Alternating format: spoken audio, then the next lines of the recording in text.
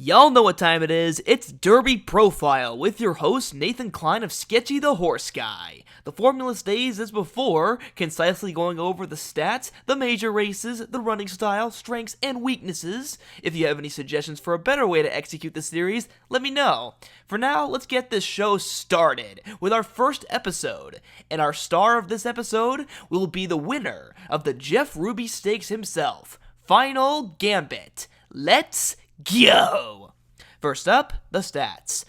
Now, we don't have a lot to work with here. Just 4 career starts with 2 victories, 1 second, and 1 third, and earnings of just over $520,000. For major races, he just has 1, but that race propelled him all the way to having 100 points, a victory in the Jeff Ruby Stakes.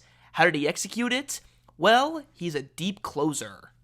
In both of his career victories, he took himself back at the start, spotting every single horse in the double-digit fields he was running against, and then going to the outside and swinging past all of them with a big late surge.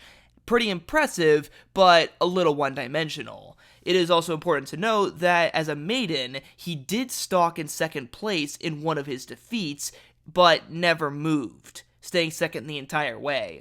But besides that, he's going to go to the back, and then he's going to fly forward, capable of covering over 13 lengths in a race.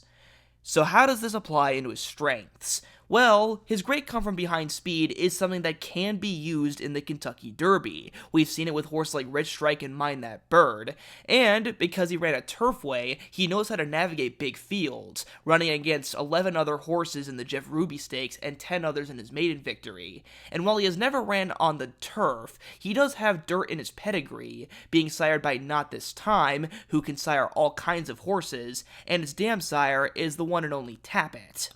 He'll also probably appreciate the added distance, as he ran way better at the 1.125 Jeff Ruby Stakes than he did in his mile races that he did beforehand. An extra eighth of a mile will probably give him more time to stretch his legs.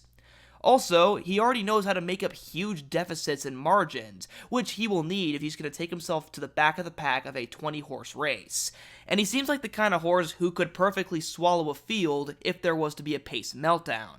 The Derby does have a lot of fast pace, which can give birth to some deep closers getting some action, i.e., Final Gambit. But for weaknesses, his humongous one is going to be that he has never raced on the dirt. And he is generally an inexperienced horse. Even when he wins, he runs kind of green, looking to the outside.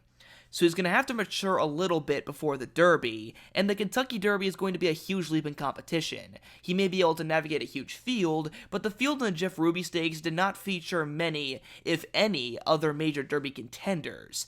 The runner-up horse might participate, but that's the best he's got. He's never really ran against other big Derby horses. Overall, I would say that Final Gambit does have some makings of a great closer who could make some noise in the Kentucky Derby, but he's never raced on the dirt, which is going to be a humongous obstacle, and he's generally still a bit immature. He'd have to call on the spirit of Animal Kingdom in order to win the first Saturday in May. So for that, I will give him a C+ grade.